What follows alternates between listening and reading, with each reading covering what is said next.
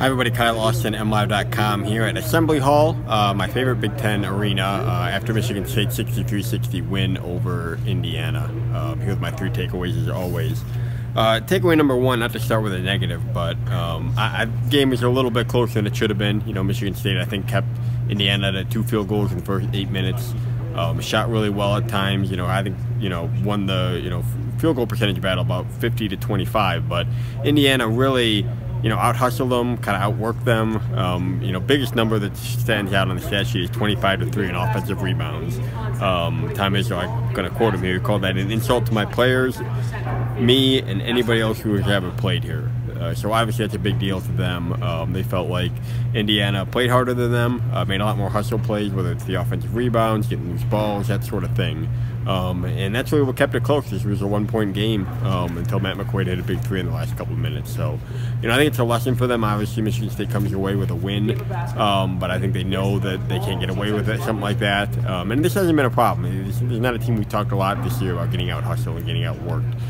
Maybe getting out tough from time to time, but not those things. So for whatever reason it happened tonight, whether it's the road stretch that's starting to get to them or what, I think it was kind of a wake-up call for them.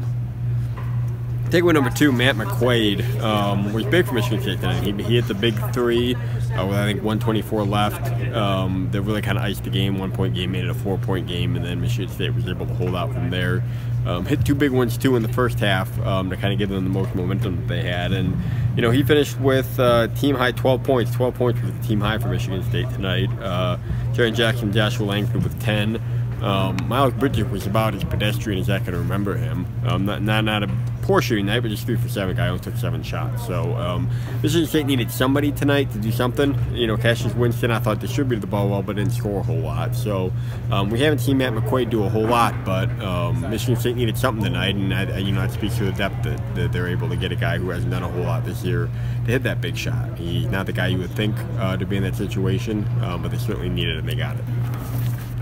Then third takeaway, I think 5 or 7 on the road, if I remember correctly, to end the season, or 7 of 11. Michigan State's gonna have to play through nights like tonight, where maybe they don't quite have the energy. They go to Iowa on Tuesday, another quick turnaround. I talked to Cassius Winston afterwards about making sure you're rested for things like this, because as we know from the beginning of the season, Michigan State has almost no margin for error at this point. 6 Big Ten games left. They're 2 back of Purdue, and they play Purdue on Saturday, so they can get 1 back there. But it's hard to imagine them losing an extra game, especially with Ohio State right up there in the standings, and being able to still be in that Big Ten title picture. So they're going to need to pull wins out like tonight, but they're going to have to make sure they keep their energy up. And they don't have an off night, because that's going to kill them in the Big Ten race. So I think tonight was a lesson for them in that perspective, but they've still got a lot more tests that they're going to have to pass here before the end of the year. That'll do it here from Assembly Hall. 63-60 Michigan State win over Indiana, and we'll have all our coverage at mlive.com/Spartans. Thanks for watching.